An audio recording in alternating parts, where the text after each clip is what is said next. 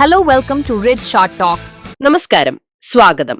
നമ്മൾ ഇന്ന് നോക്കുന്നത് നിഫ്റ്റി 50യിലെ അടുത്ത ദിവസത്തെ, അതായത് ജൂലൈ 31 ബുധനാഴ്ചത്തെ സാധ്യതകളാണ്. അതെ, പ്രധാനമായും ജൂലൈ 30 വരെയുള്ള ഡാറ്റ, അതും 15 മിനിറ്റ് ചാർട്ടിലെ പ്രൈസ് ആക്ഷൻ വെച്ചിട്ടാണ് നമ്മൾ ഇത് ഒരു വിശകലനം ചെയ്യുന്നത്. ശരിയാണ്. അപ്പോ ലക്ഷ്യം നാളത്തെ ട്രേഡിങ്ങിനായി നിങ്ങൾക്ക് ഒരു ഐഡിയ കിട്ടുക, ചില എൻട്രി പ്ലാനുകൾ രൂപപ്പെടുത്തുക, അതാണ്. ഓക്കെ, നമുക്ക് തുടങ്ങാം അല്ലേ? തുടങ്ങാം.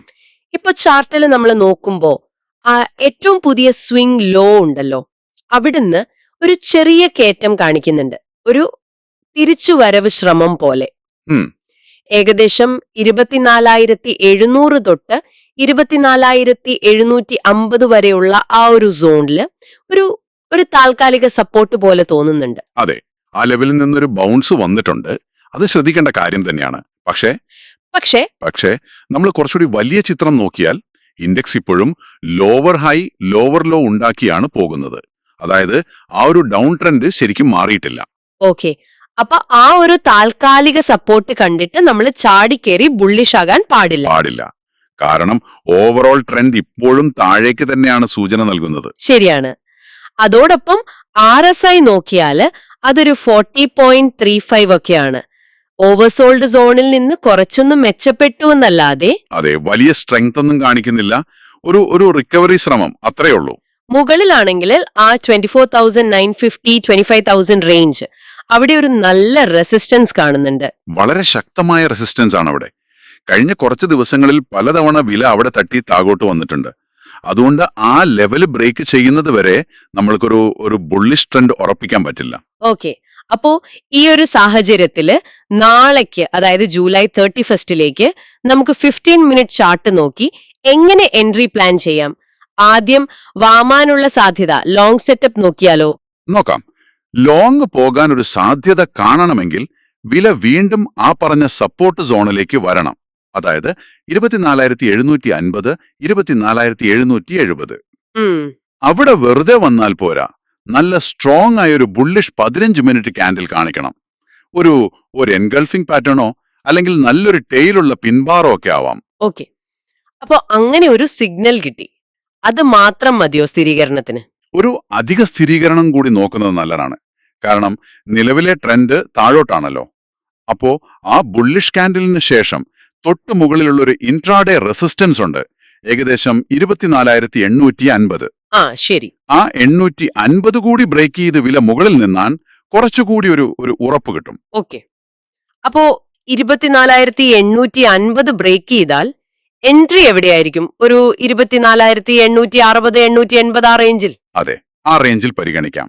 സ്റ്റോപ്പ് ലോസ് നിർബന്ധമായും ആ സപ്പോർട്ട് സോണിന് താഴെ വെക്കണം, അതായത് 24,770 താഴെ. ശരി. ടാർഗറ്റുകളോ? ആദ്യത്തെ ടാർഗറ്റ് സ്വാഭാവികമായും ആ പ്രധാന റെസിസ്റ്റൻസ് സോൺ 24,950. അതും കടന്നാൽ പിന്നെ 25,000. ഓക്കെ, ഇനിയിപ്പോ മാർക്കറ്റ് മുകളിലേക്ക് പോയില്ല, താഴോട്ടാണ് വരുന്നതെങ്കിൽ ഷോർട്ട് ചെയ്യാനുള്ള സാധ്യതകൾ എങ്ങനെ കാണാം? ഷോർട്ട് സെറ്റപ്പിന് നമ്മൾ ഉറ്റുനോക്കേണ്ടത് ആ പ്രധാന റെസിസ്റ്റൻസ് സോൺ തന്നെയാണ്, 24,950 25,000. വില അവിടേക്ക് എത്തുന്നു, പക്ഷെ ആ ലെവൽ ബ്രേക്ക് ചെയ്യാൻ പറ്റുന്നില്ല. എന്നിട്ട് അവിടെ ഒരു നല്ല ബിയറിഷ് ക്യാൻഡിൽ രൂപപ്പെടുന്നു. ഉദാഹരണത്തിന് ഒരു ഷൂട്ടിംഗ് സ്റ്റാർ അല്ലെങ്കിൽ ഒരു ബെയറിഷ് എൻഗൾഫിംഗ്. ഓക്കെ, അങ്ങനെ ഒരു സിഗ്നൽ കിട്ടിയാലേ എൻട്രി അവിടെ പ്ലാൻ ചെയ്യാം.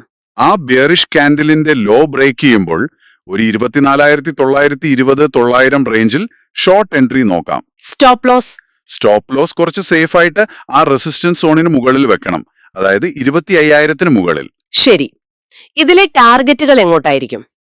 ആദ്യത്തെ ടാർഗറ്റ് തൊട്ടടുത്തുള്ളൊരു സപ്പോർട്ടായ 24,830 ആകാം.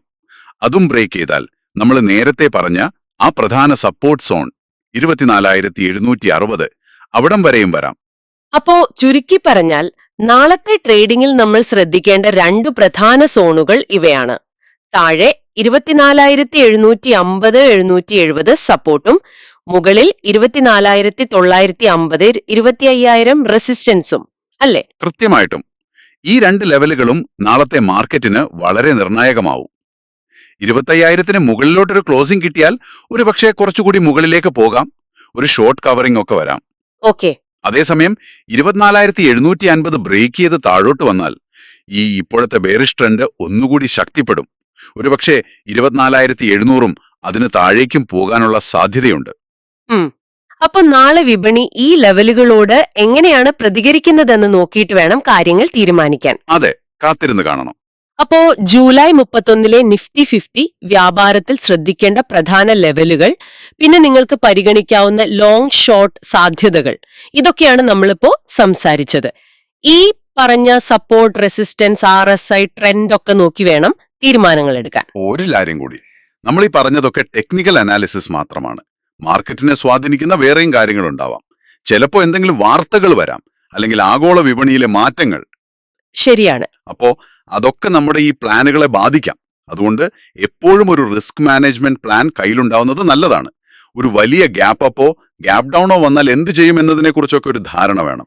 വളരെ പ്രധാനപ്പെട്ട ഒരു പോയിന്റാണത്. ഇന്നത്തെ ഈ ഒരു വിശകലനം നിങ്ങൾക്ക് ഉപകാരപ്രദമായി എന്ന് കരുതുന്നു.